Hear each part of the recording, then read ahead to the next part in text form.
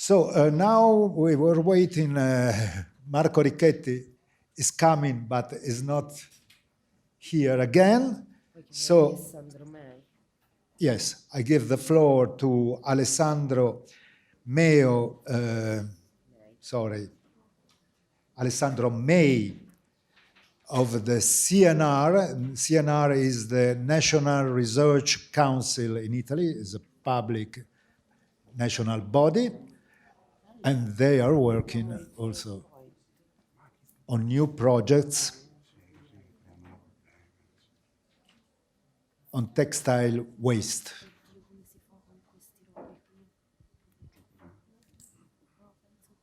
Do you use the microphone there? No? In versione presentazione. Morning to everybody. Col PDF come lo fai? Io ce l'ho Mac da 20 anni. Ok. Aspetta che non è condiviso però.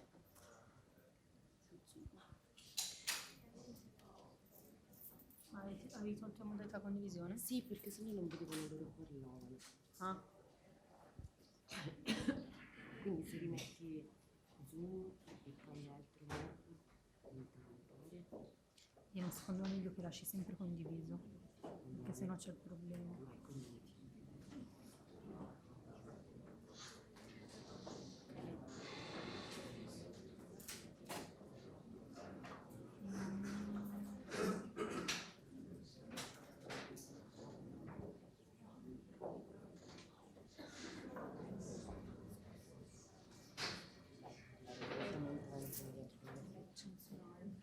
Okay. Good morning.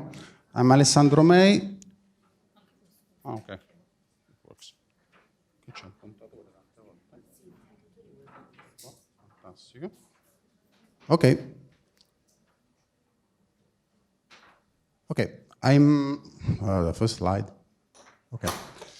I'm a technologist from the Institute of Atmospheric Pollution of CNR, and I will try to be as brief as possible. Today, I divide the presentation into two parts. One institutional, first of all, and then a second one, more technical, to share some first results of two ongoing projects. Okay? Obviously, it's related on the support of our institute to in the ecological transition of the textile waste management. At this time, we have a cooperation agreement with the MASE, with the Ministry of Environment, and is mainly focused on two aspects: the technical, to give technical support, technical scientific support, and on the analysis of the different waste chains. And here I present the textile chains, and then more precisely on the use. Sorry. On the meaning of the EPR and the Waste Framework Directive, to give to provide technical opinion useful for the definition of Italian possession regarding this the new framework Waste Framework Directive.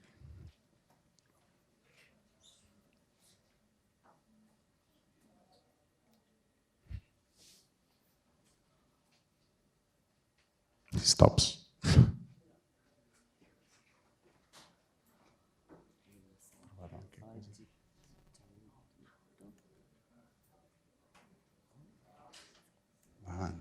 Ah, quelle frecce.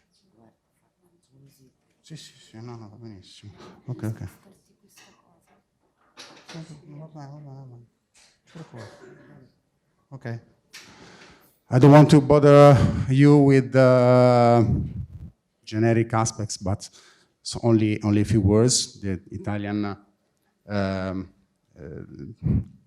fashion moods are very popular into the world. There are about 50,000 companies that in 2020 produce a turnover of 5 billion euros, and this mean that a lot of waste of a second life waste textile are produced, and more or less a lot of them comes to create a lot of problems into environment. In 2020, more or less 150,000 tons of textile waste were acquired without urban separate collection. It means for less than 1% of waste are recovered for separate collection. And the amount of waste collection is 6 times lower that put on the market for clothing sector. That's the meaning of these numbers, that the economic, social, and environmental values of the chains are very important, and we can do a great challenge on the global ecological transition.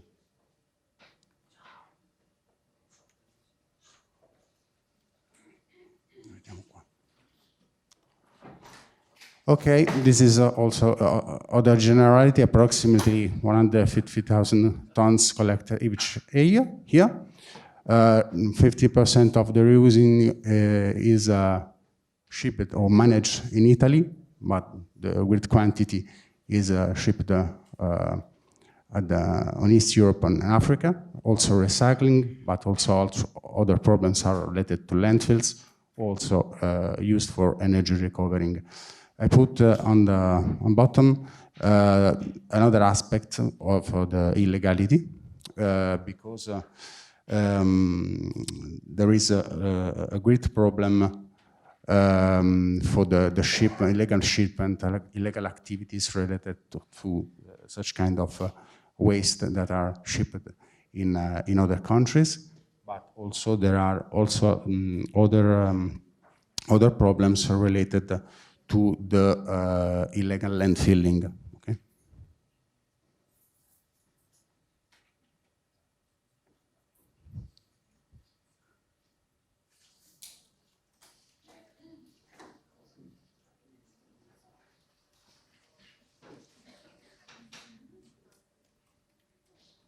Okay. I will be as short as that's confounding. Okay. So environmental issue related to the textile sector. As you know, there are a lot of problem of consumption of soil and water, production a lot of waste, pollution related to plastics, and use of chemicals, energy consumption, raw materials consumption are also a great problem, and greenhouse gas emissions. So we need different and new technologies for this kind of, sorry.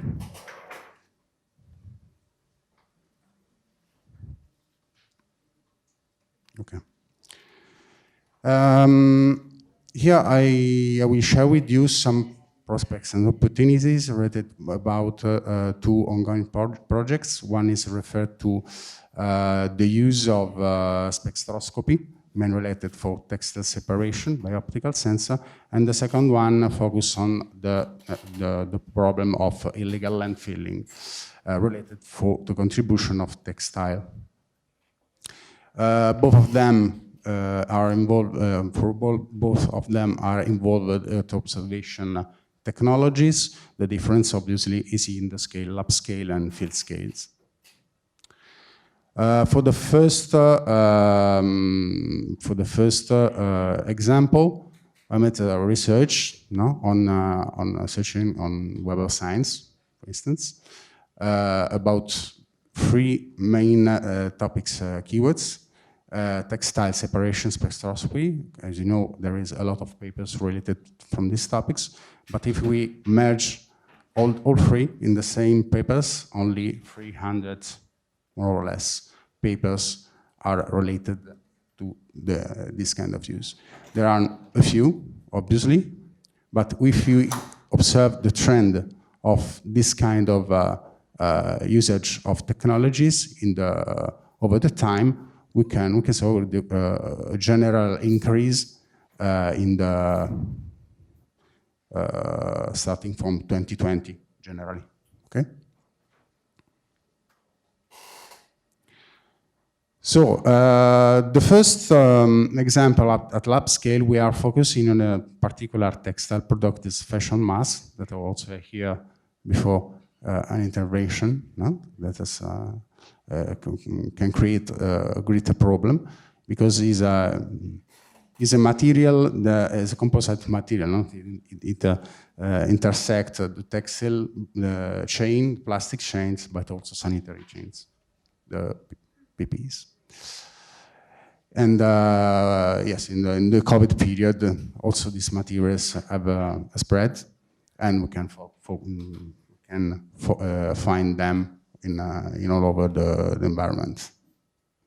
So generally, as seen in the COVID pandemic, this emphasizes indispensable to the role to have such kind of product for safety. And general PPEs are used, composed by polypropylene, polyethylene, and so on. PS and PP are main used for face mask production, composition, are non-renewable, non-biodegradable, and hazardous to the environment, and often are rarely recycled plastics, or are not often recycled.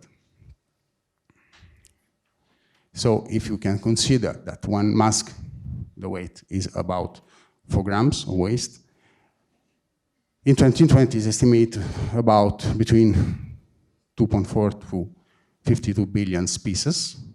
It equivalent, and it seems that's 300,000 tons of materials that can put in the economic. So these put an evidence, such kind of evidence can be highlighted, but can be estimated that 1 to 10% are released in the environment. Here below we have the references. Here the training set made by a spectroradiometer, and we have here make the comparison between different kind of mask of composition and also different kind of plastics. We have focused the attention on only on plastics and only the kind of types of garbages, because the data set would be too large to manage. But we are focusing only on plastic because of the fashion masks are made by thermoplastics. The main difficulties can be to differentiate, separate them from the other materials with the same or near same composition. We have reports just 2 graphs of spectral signatures that are evidence of different absorption peaks that are pretty different from the kind of materials. And the polypropylene is focused on with continuum removed. Is in a statistical operation to focus, to have a better overview where the peaks characteristic for this kind of materials are present. Finally, this is a preliminary decision, but to distinguish different kind of plastics, we can use such kind of absorption peaks that are most relevant are reported below, and by the use of simple spectral indices, we can manage them with decision tree. We are working on the use also on regression analysis and artificial intelligence. Obviously, also, hyperspectral advantages are that analyses are rapid and have a lot of increasing materials can be processed per unit time. This is a wide technology also and constant use in other value chains such as plastics. And there are a few papers in the last years that are focusing on this application for textile separation. Briefly, text waste characteristics and sorting is feasible and can aid for the preliminary steps to have new raw materials. The second here, I briefly expose another example for the contribution of textile materials on the illegal landfilling. This is the part of, is another scale, obviously, it's not lab scale, but it's in field scale. And the task of the object of this paper, of this project, was mainly to develop a multiparametric downscaling analysis based on satellites, on different satellite sensors from US drones or rovers platform to detect and analyze such kind of sites to make a final product that is the digitalization of such kind of sites and characterize them also. Finally, waste to energy prospects is made. So here, drawbacks about the importance of landfilling in a region, Calabria region. This is just a brief overview of the model conceptualization. In the left, we have the regional scale by using different kind of satellite that which aim is to detect such kind of warning areas with polluted sites. While at the right side, you have local scale. They use US drones or UGV. UGV has maintained a multi-sensor platform to monitor the retrieved sites, and while US was used for photogrammetry to recover dimension of sites, such as the area involved, the volumes, but also to make to analyze the kind of waste.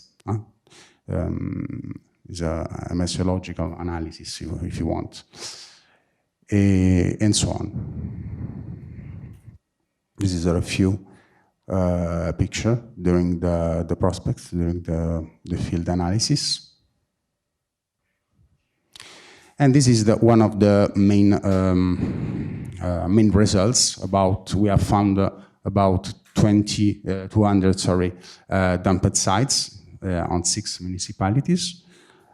And the composition of such kind of sites mainly are characterized by plastics, of course, but also metal, inert also. And the yellow is wood. Okay, wood is the garbage from gardens, mainly. Textile is about 6%. It's not too much. If we we analyze the percentage of occurrence by type of waste, textile is only 30%, and mainly represented by all the garbage, another time by plastic, metal, inert, and so on. Okay, we have made some field analysis, obviously, and also by weighting them.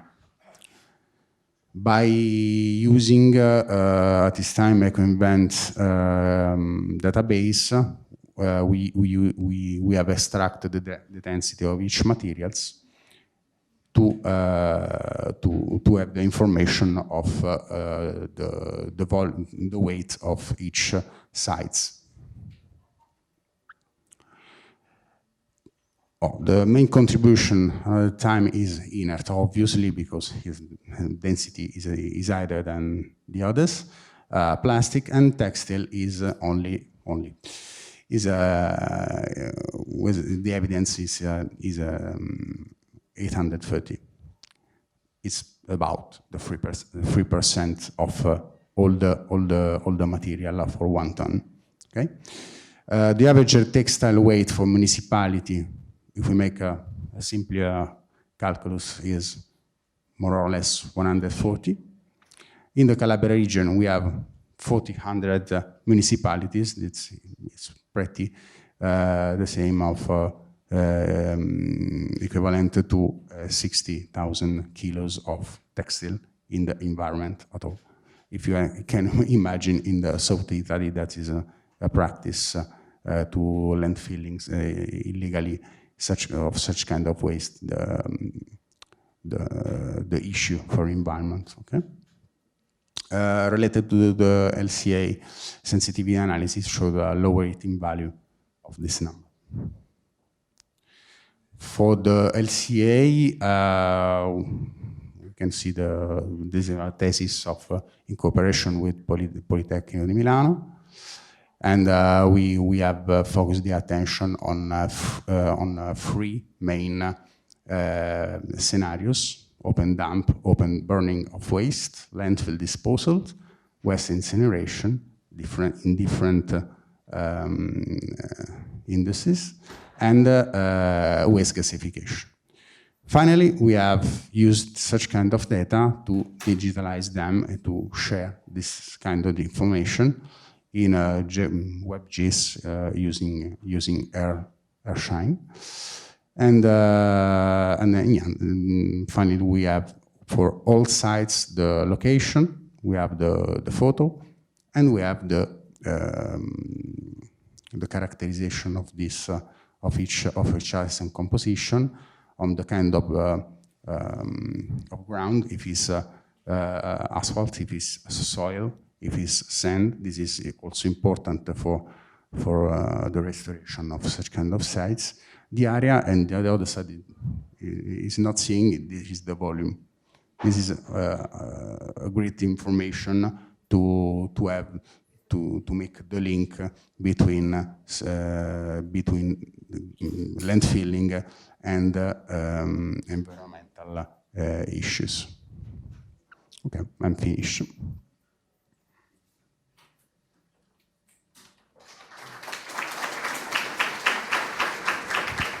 Thank you.